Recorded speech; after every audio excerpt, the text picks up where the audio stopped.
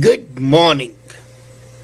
The whole story of civilization is actually the history of migration.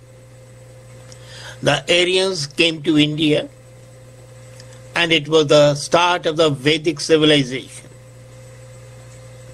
Muhammad migrated from Mecca to Medina, and that hijrat was the start of a new civilization in the shape of Islam. When the pilgrims went to America, it was a new world was discovered and the start of a new civilization and a new culture. And now we are going to see a new culture evolving. Not only a new culture, but new countries. The old countries are going to be transformed. And I call the new superpowers as M7, who are going to replace the legendary G7. Are you aware that if we put all the people who are living outside their country, outside the country of their birth, we put them in one place and call that country, say, hypothetically, the country of the rootless people, a republic of the rootless. Do you know the population of that country would be more than 240 million? More than the population of USA, and possibly US and Canada combined, if not half of Canada. And this mass movement of the people is creating three types of migration superpowers. These superpowers can be categorized in three parts, three categories. The first is the new colonists. The second are the integrators. And the third are the in-between. The new colonists would remind you the settlers from Europe, who in the 18th and 19th century came from their motherland and went to the different countries in Asia, Africa, New World. And they benefited not themselves, but also their homelands. And the 21st century, there are mobile populations of at least two major countries who are helping transform the fortunes of themselves, but more importantly of their homelands. And they are affecting not only the markets, not only the technology, but are a very potent political force. These new colonists are exactly following the European pattern with one major difference. And that is that there is no overt or covert political leadership. Covert there might be indirectly, slow and steady. Today, for example, more Chinas are living outside China than the whole population of real French living in France. And the Chinese call them the sea turtles. These people go abroad, work there, and they dominate their countries. Technological progress, they have come to USA, to Canada, to Europe, and they have gone back. India has a 20 million citizens who are super successful and hyper connected. And the Indian born entrepreneurs are responsible for 1 of 10 companies in Silicon Valley. CEOs, Indra Noory and Microsoft leader, Intel processor, they are all Google headed by Indians. Now, how does it affect China and India? These are the two new colonies.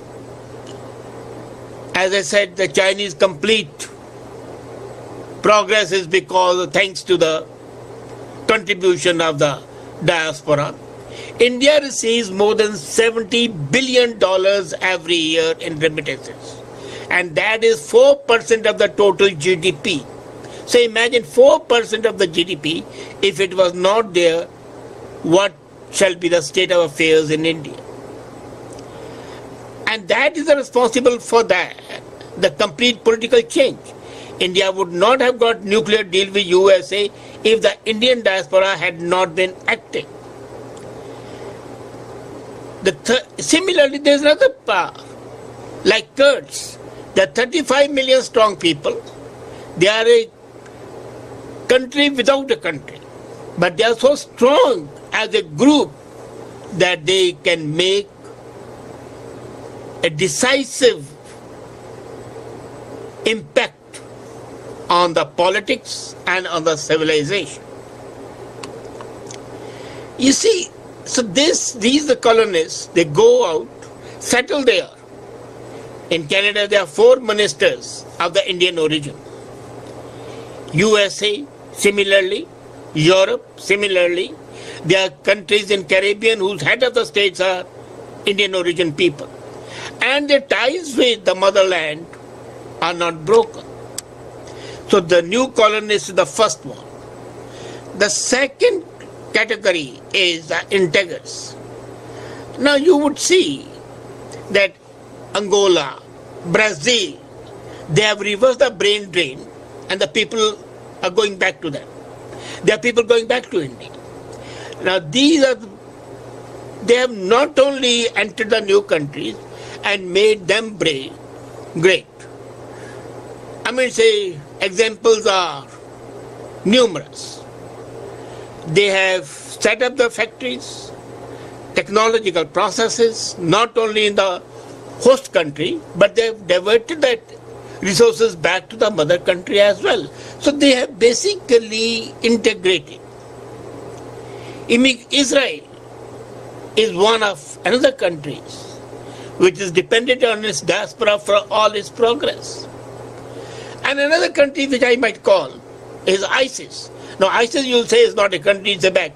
Let's not go into the ideological aspects of that. Let's look at the facts. 30,000 people from 86 countries.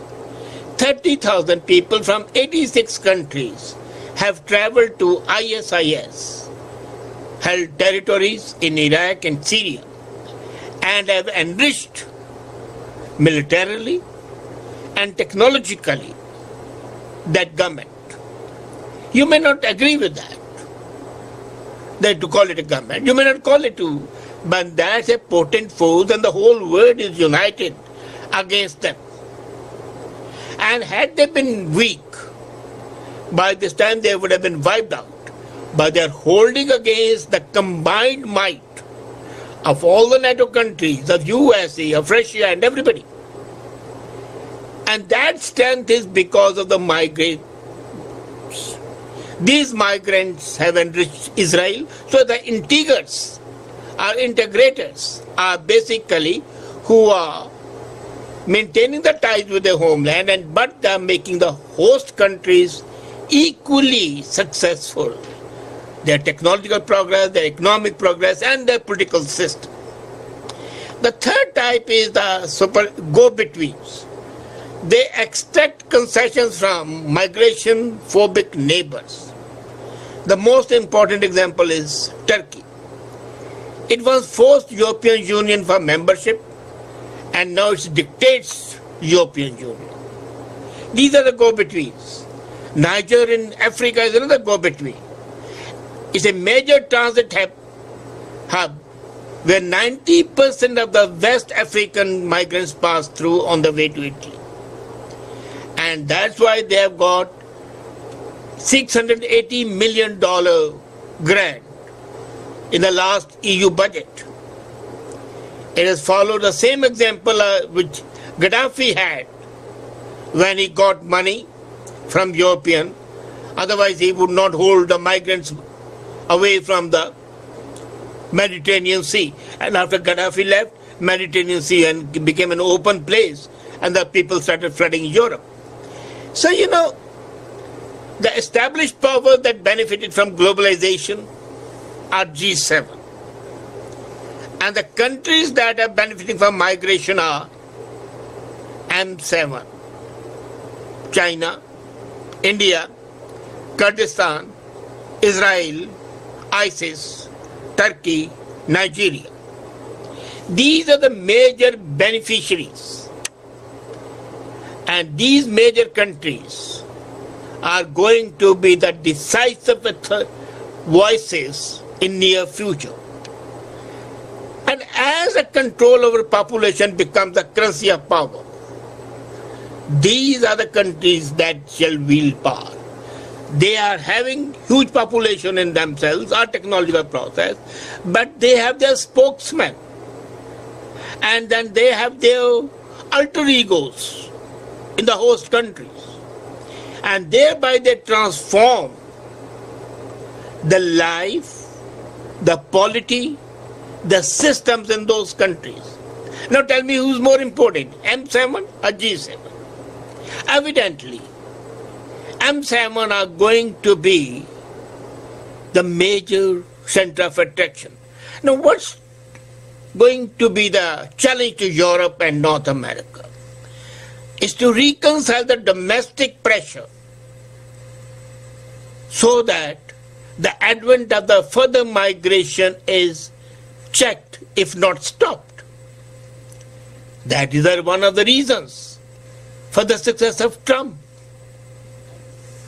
Because he has showed the gnawing fear in the minds of the Americans that he'll be able to step the rush of migrants who are changing the very, not only the demographic face of USA, but even the political face of USA, even the economic face of USA, and USA would not be the country which the founding fathers dreamt of. It's a melting pot, it has been a melting pot, but here, in the soup that is American, you will find big chunks of Chinese and Indians, and their taste shall be overwhelmingly powerful and would change the very composition of that soup. Now, somehow or the other, as long as the disparity of the incomes and the opportunities available are not identical, as long as other countries seem to be the lands of milk and honey, this trend of migration shall continue. And M7 shall continue to benefit for the simple reason that they have enough population to let them go. And secondly, you see, in case of China and India, it's population which propels the migrants to be tied to the homelands. And in the case of ISIS, Turkey, Niger, and Israel, is the religious ties. Israel is and would always continue to be the guiding star for the Jews all over the world, wherever they might be. ISIS would keep on attracting the die-hard Muslims all over the world, and their tentacles would keep on increasing. Turkey and Niger, by their geographical locations, shall continue to be the deciding forces. So M7 would be more decisive factor than G7 as times will come.